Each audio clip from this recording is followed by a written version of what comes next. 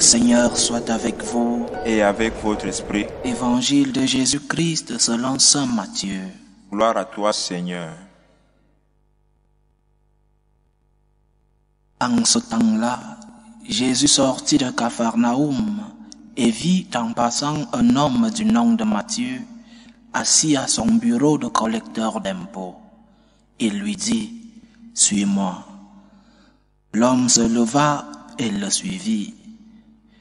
Comme Jésus était à table à la maison, voici que beaucoup de publicains, c'est-à-dire des collecteurs d'impôts, et beaucoup de pécheurs, vinrent prendre place avec lui et ses disciples. Voyant cela, les pharisiens disaient à ses disciples, « Pourquoi votre maître mange-t-il avec les publicains et les pécheurs ?» Jésus, qui avait entendu, déclara, « Ce ne sont pas les gens bien portants qui ont besoin du médecin, mais les malades. Allez apprendre ce que signifie « Je veux la miséricorde, non le sacrifice ».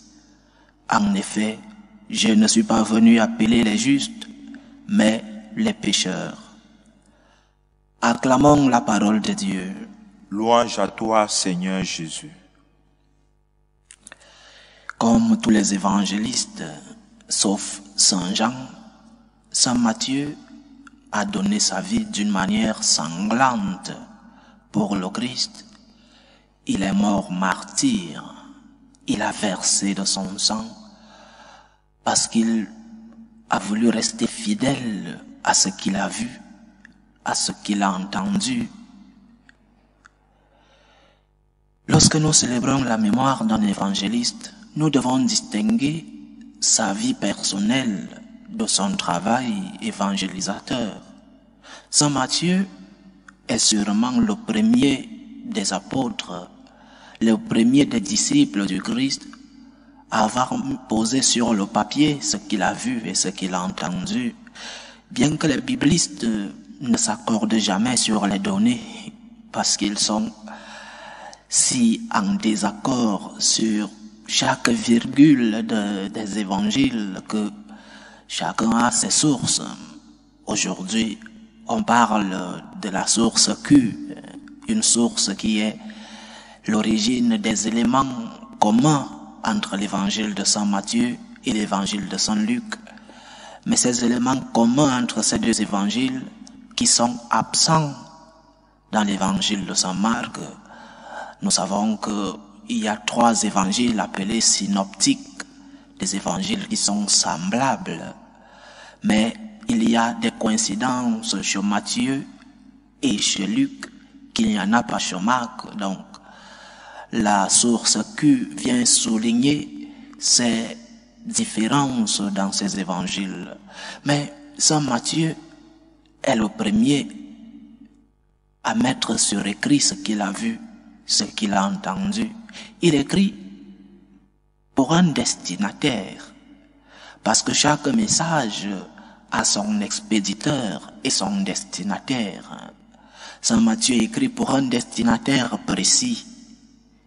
Il écrit pour une communauté juive, les Juifs nouvellement convertis au christianisme, et c'est pourquoi il donne beaucoup d'importance à lier le Christ à l'Ancien Testament et les prophètes. Jésus chez Saint Matthieu est l'accomplissement des promesses faites par Dieu à son peuple Israël depuis les temps anciens. C'est de lui que parlent les prophètes, c'est de lui que parle la Torah, l'Ancien Testament, c'est de cet homme que parlent les Écritures.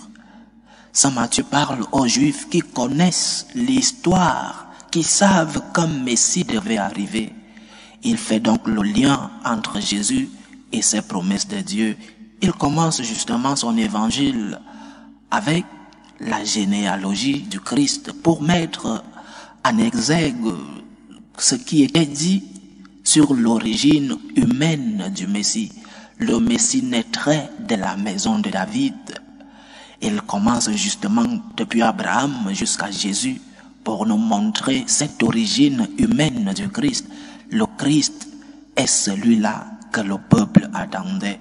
Il est le Messie tant attendu. Il est celui-là que Dieu a promis à son peuple. La libération du peuple d'Israël passait par la venue d'un Messie. C'est cela le message général de Saint Matthieu. Celui qui est mort et ressuscité, Jésus-Christ, c'est lui que Dieu a promis à son peuple. Mais qui est Matthieu? Parce que pour entrer dans l'enseignement d'une personne, il faut savoir qui est cette personne, qui est Matthieu. L'évangile d'aujourd'hui parle d'un publicain. Oui, Matthieu, c'est un publicain, c'est-à-dire un collecteur d'impôts. Mais un collecteur d'impôts particulier. Si nous entrons dans le contexte historique du peuple juif de ce moment, Israël est envahi par Rome, l'empire romain envahit Israël. Et c'est cet empire qui collecte donc les impôts, pas pour développer Israël, mais pour Rome. Et Saint Matthieu est donc de ceux-là qui sont choisis pour faire cette collecte d'impôts. Et comme dans nos sociétés aujourd'hui, qui aiment payer l'impôt, personne ne paye l'impôt en disant merci à l'État, personne ne paye l'impôt avec un sourire, non. L'impôt a toujours été quelque chose de difficile à accepter dans nos pays, dans nos peuples. Donc, Saint Matthieu qui est un collecteur d'impôts, un juif, collecteur d'impôts, mais un impôt qui sert à Rome, pas à Israël, un impôt qui sert à Rome. Cette personne est vue comme un grand pécheur. C'est pourquoi, lorsqu'on t'appelait publicain, c'était une insulte. Tu étais publicain, tu étais collaborationniste, tu étais méprisé par le peuple. Un juif qui travaillait pour l'envahisseur romain. Alors c'était des personnes méprisées, des personnes mal vues dans le peuple. C'est lui la personne. C'est Saint Matthieu, c'est lui-là que le Christ appelle aujourd'hui. C'est cette personne méprisée par le peuple. Mais Jésus ne regarde pas nos clichés sociaux. Jésus ne regarde pas ce que les autres disent de nous. Jésus ne regarde pas ce qu'on dit de toi. Il regarde la personne. Il te regarde dans les yeux. Il sait qui tu es. Il sait que tu as tes faiblesses. Il sait que tu as tes péchés. Mais il regarde la personne et il donne une opportunité à chacun d'entre nous. Il donne une opportunité de conversion à chacun d'entre nous. Je sais qui tu es. Je sais que tu as tes péchés. Je sais que tu as tes chutes, tes faiblesses. Mais lève-toi, viens, suis-moi. C'est le Christ qui passe à tes côtés. Toi qui n'es pas parfait, c'est-à-dire nous tous. C'est-à-dire, le Christ passe à tes côtés et il te dit, suis-moi, lève-toi. Je sais que tu es un pécheur. Dieu nous aime comme nous sommes. Dieu sait qui nous sommes. N'ayons pas honte de suivre le Christ en disant, je suis un pécheur, je ne mérite pas d'être avec le Christ. Je suis un pécheur, je ne mérite pas d'être chrétien, je ne mérite pas de me rapprocher du Seigneur. Non. Il n'est pas venu pour les justes, nous dit-il aujourd'hui, mais pour des pécheurs, c'est-à-dire pour chacun d'entre nous. Donc, le Christ te connaît. Ne te cache pas derrière ton petit doigt. Il te connaît déjà et il t'appelle. Il t'appelle chaque jour pour que tu puisses te lever, pour que tu puisses lutter contre tes faiblesses. Il t'appelle chaque jour pour que tu puisses voir la lumière de Dieu et que tu puisses être en permanence en conversion. C'est le Christ qui passe à tes côtés.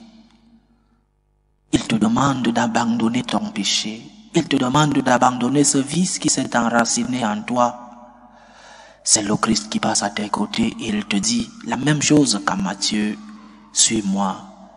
Je sais qui tu es. Je sais que tu es un pécheur. Je sais que tu portes un fardeau. Le fardeau de tes péchés, le fardeau de tes faiblesses. Mais suis-moi. Il est le Dieu de la miséricorde. Il te dit, viens avec moi. Il est venu pour sauver les brebis perdues. Matthieu savait qu'il aurait du mal. Matthieu savait que, en suivant le Christ, il devait se séparer de beaucoup de choses de sa vie. Il a rencontré quelqu'un qui ne l'a pas jugé, quelqu'un qui ne l'a pas condamné. Et c'est celui-là le Christ. Le Christ ne te juge pas. Il ne te condamne pas. Il te dit juste, suis-moi. Lutte pour ton péché. Vas-y avec la force de Dieu. Vas-y, suis-moi, parce que moi je te tends la main et avec moi, nous pouvons lutter contre tes faiblesses. Il te donne une opportunité, Saint Matthieu, à rencontrer quelqu'un qui n'a pas béni son péché, quelqu'un qui ne lui a pas dit, je te bénis mais reste dans ton péché. Quelqu'un qui ne lui a pas dit, suis-moi et continue dans ton péché. Saint Matthieu a rencontré quelqu'un qui lui a dit, je sais qui tu es, mais je veux que tu sois meilleur. Je sais qui tu es et je sais que tu peux être meilleur avec la grâce de Dieu. Je sais qui tu es et je sais que tu peux suivre les commandements de Dieu. Il nous connaît tous, il sait qui nous sommes. Le Seigneur nous dit chaque jour, je t'aime, mais rends-toi compte du mal que tu fais. Je t'aime, mais sois conscient de tes faiblesses, sois conscient de tes péchés. Parce qu'une fois que nous sommes conscients de nos péchés, de nos faiblesses, nous pouvons entrer, faire le second pas, la conversion. Jésus n'est pas venu pour laisser les malades dans leurs états de malades. Il n'est pas venu pour laisser les pécheurs dans les états de pécheurs. Il est venu pour guérir les malades. Il est venu pour nous sortir du péché. Mais suivre le Christ a un prix. Nous devons payer un prix pour être avec Dieu. Du point de vue humain, Matthieu est perdant parce qu'il a tout laissé. Un collecteur d'impôts, c'est quelqu'un qui vivait en luxe. Il avait beaucoup d'argent.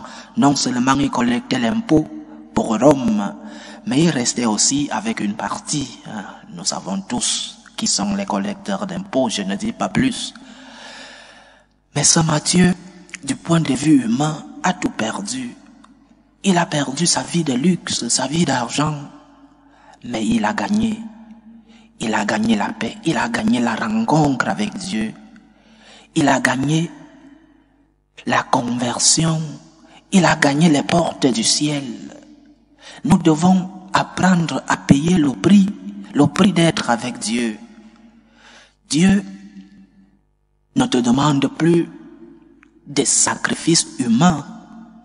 Dieu te demande d'avoir un cœur miséricordieux. Dieu te demande juste d'abandonner ces péchés qui t'éloignent de lui. Le Christ t'appelle à sortir de ton péché. Le Christ t'appelle à compliquer ta vie pour être avec lui. Être avec le Christ, c'est se compliquer un tout petit peu la vie. Parce que ne cherchons pas seulement les douceurs, les faveurs de Dieu. Cherchons le Dieu des faveurs. Ce Dieu qui nous demande de le suivre. Mais en le suivant, nous devons porter nos croix. En le suivant, nous devons essayer d'abandonner nos péchés, abandonner nos faiblesses avec sa grâce. Suivre le Christ te donne la paix du cœur. Suivre le Christ te remplit de tranquillité. Pas la paix qui est l'absence des problèmes. Nous sommes chrétiens, disciples du Christ, mais nous continuons d'avoir des problèmes comme ceux-là qui n'ont pas la foi. Mais nous avons une chose qui nous remplit le cœur. Nous avons la paix du Seigneur. Lorsque nous sommes avec le Christ, même lorsque nous sommes dans les problèmes, nous devons avoir la paix, la tranquillité que nous remplit notre Seigneur. Écoutons la voix de Jésus dans nos consciences. Écoutons la voix de Jésus autour de nous. Il passe. Ne le laissons pas passer. Il peut être très tard. Lève les yeux, le Christ t'appelle, ouvre les oreilles. Il te demande de sortir de ton péché. Il ne te condamne pas. Il te dit lève-toi. Continue de lutter. Suis-moi, mais essaye d'abandonner ton péché. Accepte la main tendue du Christ, parce que ton salut en dépend. Que le Seigneur nous aide. Loué soit Jésus-Christ. À jamais.